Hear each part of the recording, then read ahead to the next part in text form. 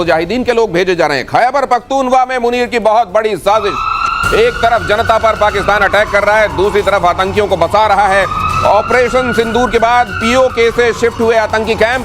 KPK में जैश और हिजबुल के आतंकी कैंप शिफ्ट हुए। लेकिन सबसे बड़ी इसमें बात यह सर कि लश्कर के कैंप अभी यहां शिफ्ट क्यों नहीं हुए? इसके पीछे क्या स्ट्रेटजी हो सकती है? देखिए, बात सिंपल है। ये जो कह रहे हैं कि ये ले गए खैबर पख्तूनख्वा में, वहाँ नहीं है। जो ये रिवर जा रही है, इंडस रिवर जा रही है, उसके उस साइड गए हैं। वो इलाका मोरलेस सेफ है। जो यहाँ सोचते हैं कि हम अंडरग्राउंड चल जाएंगे तो भारत का कोई चीज आएगा अटैक तो वहाँ तक नहीं पहुँच पाएगा, वो उनकी भूल है। देखिए, वो केपी में क्यों जाते हैं? खैबर पख्तूनख्वा को उनको लगता है कि हम शायद वहाँ पहुँच नहीं पाए, इसलिए ये यूज नहीं करेंगे। अच्छा, मेरा आकलन है जो कह रहे हैं, टीटीपी के अगेंस्ट इनका यूज नहीं होगा, केवल इसलिए इनको ये लग रहा है कि सुरक्षित दूरी हो जाएगी, शायद उतनी दूर तक मारना पड़े, क्योंकि इनके स्ट्रेटेजिक एसेट हैं। देखिए, ये यूज करना चाहते हैं, ये जो तंजीमें हैं उसको भारत के अगेंस्ट में अपने निकलना चाहते हैं, जाकर के सिक्योरिटी देना चाहते हैं पूरे वेस्ट एशिया में। तो वहाँ पर न्यूक्लियर बम ये वो करेंगे, हम जाएंगे क्योंकि वहाँ से पैसे आएंगे। यहाँ पर ये हमें उसको ये कर देंगे, स्ट्रेटजिक है, आप भारत के साथ लगे रहो। और जो टीटीपी है वो करना चाह रहे हैं कि आप चले जाओ वहाँ पर अफगानिस्तान से जाके कुछ कर लो। कुछ एक तस्वीरें सर वॉल पे डालता हूँ, कमोडोर बहल जरा इसको एक्सप्लेन भी कीजिएगा। जैसे इसका ये देखिए, हिजबुल मुजाहिदीन HM313 ये गेट बता रहा है। यहाँ पर बिल्डिंग ये कंस्ट्रक्शन क्या हो रहा है, ये वही केपीके वाला इलाका जिसको बताया जा रहा है कि इंडस के उस तरफ ये केपीके की तरफ टुवर्ड्स केपीके ये वाला कंस्ट्रक्शन। नेक्स्ट दिखाइए, इस तरीके के कई कंस्ट्रक्शंस वहां हो रहे हैं जो असल में हिजबुल मुजाहिदीन और जैश ए मोहम्मद के लोग वहां पर कर रहे हैं या इनको बचाने के लिए किया जा रहा है। सवाल यह है दो चीजें, एक तो यहां लश्कर अभी तक क्यों नहीं दिखाई दे रहा है, दूसरा अगर इस तरीके से इनको बसाया जा रहा है तो क्या वहां से, क्योंकि यहां तो ये लॉन्च पैड बनाते हैं, यहां ट्रेन करते हैं, यहां इस तरह भेज देते हैं, क्या वहां ये पर्पस सर्व कर पाएंगे आप? बिल्कुल, बहुत अच्छा पूछा आपने। पहले गलती से मैंने लश्कर तैयबा बोला था, एक्चुअली जैश ए मोहम्मद के ही हैं और खासकर मसूद अजहर के एलिमेंट्स हैं यहाँ पे। और मसूद अजहर खुद भी गिलगिट बाल्टिस्तान में था। तो कहीं ना कहीं ये जो बना रहे हैं प्रॉपरली प्लान करके इन मरकज को बनाया जा रहा है, जहाँ पे इनको ट्रेनिंग, रिक्रूटमेंट और वेपन सिस्टम्स की ट्रेनिंग दी जाएगी।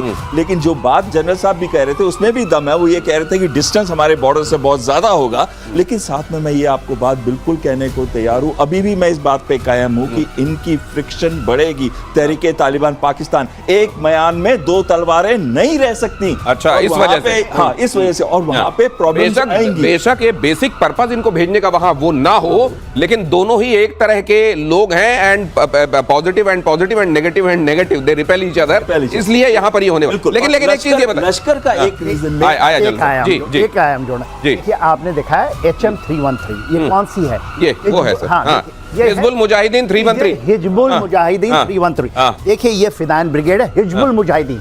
ये भारतीय बोलते थे कि भारत सैयद सलाहुद्दीन, हाँ ये नहीं, हाँ भावलपुर में जो मरकज है वो है, जो कि जैसे का है, जो मुर्दके में है, वो जो लश्कर तौबा का वो वही है। ये हिजबुल मुजाहिदीन है और ये उनके आत्मघाती हैं। ये वहां पर देखिए, जनरली वो फील करते हैं कि जो कश्मीरी गए वो हैं, वो उनको दूर बसा रहे हैं, वहां बसा रहे हैं ये। और इसके पहले कोई की मरकज नहीं थी। लेकिन सर ये अकल से इतने ऑपरेशन सिंदूर में हर तरह की मार इनको पड़ चुकी है। एक नेवी वाली छोड़ दें अगर, तो हवाई मार ये खा चुके हैं, ग्राउंड से भी ये मार खा चुके हैं। उसके बाद ये सोच रहे हैं सुरक्षित दूरी हो जाएगी इनके लिए, अंदर जाएंगे। देखिए क्या हुआ था, अंडरग्राउंड होंगे, अंडरग्राउंड इसके यहाँ पे बंकर बनेंगे। बंकर कैसे बना रहे हैं ये लोग? They are going 3-4 storage building, और ये जो जा रहे हैं ये नदी का किनारा है, इसके नीचे बना रहे हैं। देखिए, बालाकोट भी खैबर पख्तूनख्वा ही में था, इसके पहले दोनों मरकज वहीं पे थे, चाहे आप लश्कर तोयबा जैसे मोहम्मद वहां थे।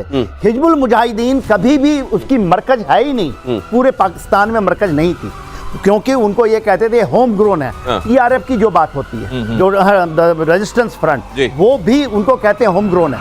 अब उनको उधर बसा रहे हैं। सैयद सलाहुद्दीन का कोई मरकज नहीं है, वो उसको कहते थे कि they had the overall headquarter. नहीं तो ये मैं ये जानना चाहता हूं कि वाकई इनकी स्ट्रेटजी काम आ सकती है, कारआमद हो सकती है, ये फेल्ड स्ट्रेटजी है? सर देखिए ये स्ट्रेटजी जो उनकी है कि मेरा स्ट्रेटेजिक एसेट यही 3 है, इनको पूरा का पूरा दे देंगे कि जो आप करना है भारत के साथ। वो तो ये चाह रहे हैं, लेकिन क्या ये कामयाब होंगे इसमें? कॉमोडोर बहल कहां से कामयाब हो जाएंगे? देखिए कोई भी आतंकी एलिमेंट को जब हम ट्रेन करके इस्तेमाल करते हैं, उसको मोटिवेट करते हैं कि जाके लड़े, भारत के अंदर ऐसा आतंकी हमला करे। यस, 1-2 सुसाइडल जैसे कि 5-6 आ गए थे, लेकिन ये आज तक क्या सक्सीड हुआ है? क्या भारत टूटा है या भारत को 1000 से ब्लीड कर पाया? लेकिन एक चीज कहना चाहता हूं, ये जो अंडरग्राउंड बना रहे हैं स्टफ, इसके साथ साथ ये रेडार प्रूफ, यानी कि रेडार से भी ये पिकअप नहीं होते, सैटेलाइट से भी पिकअप नहीं होते, और इनको जो विजिबल जो कंडीशंस हैं, इनको इस तरीके से बनाया जाए आसानी से पकड़ में ना आए, कैमोफ्लेज हो जाए, आसानी से पकड़ में ना आए, और कम से कम सतह पर नहीं, सतह से नीचे 3-4 मंजिला इमारत नीचे बसा दें। ये उस तरीके से ये बंकर बनाकर रहेंगे। लेकिन चलिए अभी नहीं, वक्त आने दीजिए, बताते हैं हम कि इसको कैसे फोड़ेंगे। और अफगानिस्तान की पाकिस्तानी नेताओं को चेतावनी। तालिबान प्रवक्ता ज़बीहुल्लाह मुजाहिद ने कहा, पाकिस्तानी नेता भड़काऊ बयान बंद कर दें और काबुल पर आरोप लगाने से बाज आए। पाकिस्तान ने कहा था, अफगानिस्तान में तहरीक तालिबान पाकिस्तान यानी टीटीपी को पनाह मिल रही है। टीटीपी पर हालिया महीनों में पाकिस्तानी आर्मी पर हमले के आरोप लगे हैं। पाकिस्तानी आर्मी पर हमले के आरोप, और टीटीपी वाले कहते हैं असल मुसलमान तो हम हैं, तुम तो असल में मुसलमान ढंग से बने भी नहीं हो, और तुम अगर मुसलमान बने नहीं हो, लोगों को गुमराह कर रहे हो, तो तुमको मार दिया जाना ही वाजिब है, ये कह रहे हैं ये। और टीटीपी को पनाह मिल रही है अफगानिस्तान में, ऐसा पाकिस्तान मानता है। पाकिस्तान इस समय अफगानिस्तान के खिलाफ तमाम दुष्चक्र बनाने की कोशिश कर रहा है। इसका हश्र क्या होने वाला है? देखिए, as far the TTP is concern, TTP पूरा का पूरा, देखिए तालिबान है, वो तालिबान एक्चुअली पाकिस्तानी तालिबान, वो चाहते हैं पख्तूनिस्तान की जो संरक्षण है, जिसमें कि अफगानिस्तानी तालिबान भी हैं, जो कि पुराना इलाका जो आता है खैबर पख्तूनख्वा का मैक्सिमम इलाका है। रहमियार खान तक वो कहते हैं कि हम वहां तक आएंगे और हम ले लेंगे। इसके लिए उन्होंने पूरी की पूरी अपनी स्ट्रक्चर बनाई हुई। तो ये कामयाब होंगे पाकिस्तान को तोड़ने के लिए, मेरा ऐसा मानना है। और इनको देखिए, अफगानिस्तान से सपोर्ट कहिए, ये जो कहिए, क्योंकि उनका भी है कि डूरंड लाइन को हम नहीं मानते। तो सर, इसी में एक अगली खबर जुड़ती है और उस पर मैं आपके पास आ रहा हूं कॉमोडोर बहल। अफगानिस्तान के बगराम एयरबेस को लेकर यह खबर है, अमेरिका का एयरबेस है और इस पर कब्जे का बड़ा प्लान। पहले किसी जमाने में इसको बिल्ट जो है अमेरिका ने ही किया था, बनाया था, और इसको कब्जे का प्लान अमेरिका बना रहा है। एयरबेस पर कब्जे में अमेरिका की सीढ़ी बनेगा मुनीर, और पाकिस्तान को अमेरिका से चाहिए सैन्य उपकरण, इसलिए वो बदले में ये कर रहा है। वैश्विक मंचों पर पाकिस्तान को चाहिए अमेरिका का साथ, इसलिए वो कर रहा है। अब तालिबान सरकार ने बगराम को लेकर बड़ा बयान दिया है। अफगानिस्तान के विदेश मंत्री आमिर खान मुत्ताकी ने कहा है, हम 1 इंच जमीन भी नहीं देंगे, अगर इसके लिए लड़ना भी पड़ा तो अगले 20 साल तक लड़ेंगे। और लड़ने के मामले में कम से कम तालिबान को तो आप चैलेंज नहीं कर सकते, जिसने अमेरिका को वहां से भगा दिया था। अमेरिका को वहां से निकलने के बाद अचानक ये महसूस होने लगा है कि बगराम तो स्ट्रेटेजिकली बहुत इंपॉर्टेंट जगह थी, हमने उसको क्यों छोड़ दिया। अब वो कह रहे हैं हमने इसको बनाया था, हमको वापस दे दो।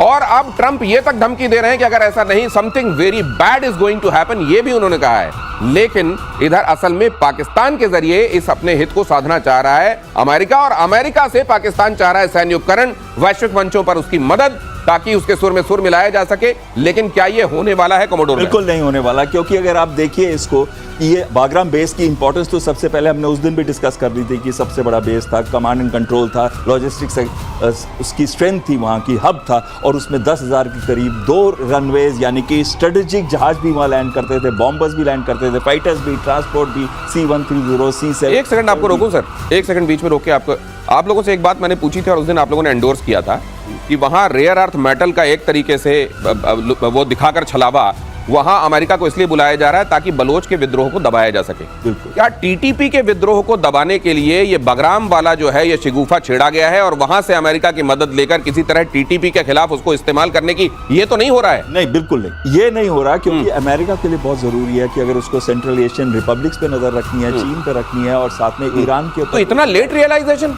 ये रियलाइजेशन खुद देखिए, 20 साल उन्होंने तालिबान से लड़ा, अचानक ये यूरेका मोमेंट क्यों आया उनके लिए बगराम को लेकर? लेके? देखिए, यूरेका मूवमेंट इसलिए आया क्योंकि चीन की रिलेशनशिप बेहतर होने लग गई अफगानिस्तान के साथ। ट्राइलैटरल मीटिंग्स हुई थी, तभी ये पाकिस्तान का नाम आप अभी ले रहे हैं, जिसके अंदर फॉरेन मिनिस्टर्स आए थे अगस्त 2025 के अंदर। और उस मीटिंग में ये निर्णय लिए गए थे कि यहाँ पे बेल्ट एंड रोड इनिशिएटिव को इंपॉर्टेंस दी जाएगी और चीन अपना इंफ्रास्ट्रक्चर डेवलपमेंट करने में तो मान लीजिए कि पाकिस्तान के साथ, ठीक है, चाइना से बढ़ती कुर्बत की वजह से अचानक बगराम प्यारा लगने लगा है, लेकिन अगर मान लीजिए पाकिस्तान इसमें सीढ़ी बनता है अमेरिका के लिए बगराम हासिल करने के चक्कर में, पाकिस्तान को टीटीपी की तरफ से और मार पड़ेगी, अफगानिस्तान उसका क्या हाल करने वाला है, तालिबान, और क्या अपने मंसूबों में अमेरिका कामयाब होगा बगराम के मामले में? जनरल सेना, देखिए बगराम के बारे में अमेरिका कभी इसको छोड़ना नहीं चाहता। देखिए चीजें 2016 से शुरू हुई थी, जब इन्होंने डोनाल्ड ट्रम्प साहब थे, जब आने के बाद उन्हीं के उसमें तो हुआ था, उन्हीं के समय हुआ। उन्होंने जब बात किया, कतर को लाए, उसके साथ मीडिएशन करके उन्होंने कहा था बगराम हम नहीं छोड़ेंगे,